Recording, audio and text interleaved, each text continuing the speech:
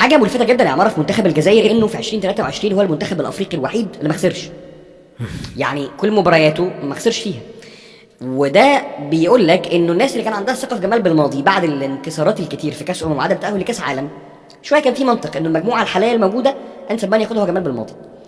والثالثه اللي انت كنت بتتكلم فيها انه جمال بالماضي جه عند مرحله معينه وقال خلاص الحرس القديم يكون موجود معايا في القايمه، لكن لازم تفتح الباب للاكتشافات. وهنا بقى جت مرحله اولا الكلام مع اللعيبه بشكل مباشر اللي هم عندهم جنسيتين مزدوجي الجنسيه يعني، ثم اقناع بعض اللعيبه انك هترجع او لا، هتكمل او لا.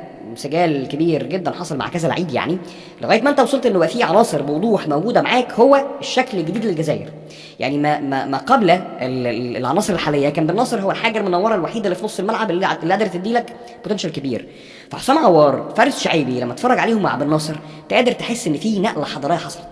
عموره لما دخل معاك ومع استمرار رياض محرز في القوه بتاعته، فانت عندك 3 4 5 في الشويه اللي قدام يحسسك ان شكل الجزائر بيتغير. وهذه النقطه. الشكل الدفاعي من الناحيه الثانيه طبعا هو مش سيء، لكن يمكن ملاحظه لي عليه انه الماتشات الاخيره منتخب الجزائر بيتضرب من الضربات الثابته اللي على الايم البعيده بتاعت مصر كده كذا مره بنفس الطريقه. يمكن فكره ال الارتكاز او انك تراقب مناطق معينه يعني فيها شويه مشاكل. لكن المره دي انا حاسس ان الجزائر هي غير 2019، مش الفريق اللي هو المتحد القوي اللي هيلعب في 20 30 متر ويلعب على المرتدات ويحسم الالتحامات. انا حاسس ان الجزائر دلوقتي عندها كل المفاتيح اللي تعرف تلعب بيها كوره. انت الكوره تطلع من خط الدفاع، عندك حد يستلم ويبني، عندك جناحين صراع حريفه بيروحوا على ال 18 هدافين، عندك ثمانيتين في الملعب. يعني عندك بن ناصر لو اعتبرنا اللي هو هيكون ورا شويه، عندك شعيب لعيب على الكوره قوي جدا، هداف اسيست بيعمل كل حاجه في الكوره، وعندك حسام عوار يقدر يتحكم في الايقاع. فانت ما عندكش نص الملعب زي بتاع زمان اللي كان شويه في اتزان مايل اكتر للدفاع والجناحين بيردوا عشان يرجعوا، لا انت عندك اجنحه حريفه. واصبح هذا المنتخب في رايي مصمم لكي يهاجم. المنتخب ده لو دافع بس في مشكله. برافو عليك. يعني انا متفق معاك قوي في التعبير والوصف في الفكره دي. بص، انا بالنسبه لي البطوله دي تحديدا المنتخب الجزائري بطوله رد اعتبار.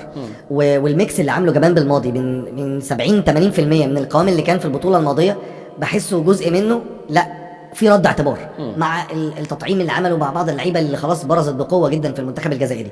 فانا بشوف ان اللعيبه مع جمال بالماضي الاثنين عندهم نفس الهدف، ان انا اغير الصوره السيئه تماما اللي كانت في البطولات اللي فاتت وارجع العصر والمجد 2019. لو كنت تشعر شويه ان يوسف بلايلي، بغداد بونجاح، برياض محرز، باسلام سليماني، اسماء تحس انه تاني، يعني انت بتعيد نفس الكره تاني بكل حاجه. بس بشوف ان دي حاجه تحسب جدا لجمال بالماضي. مفيش حد، انا بحترم جدا المدير الفني الجريء واللي صاحب القرار بالشخصيه، لان شخصيه الفريق بتنبع من المدير الفني 100%. وجمال بالماضي عنده القدره ان مهما تقول ان المنتخب الجزائري خلاص راحت عليه زي ما بيقولوا او خلاص خلص، لا بتلاقيه بيرجع تاني، عارف، بيريمونتاد على نفسه كده. فقدر يخلي الفتره الحاليه دي بعد المباراتين الوديتين اللي لعبهم كمان يدي شويه طمانينه للجمهور الجزائري بالصحافه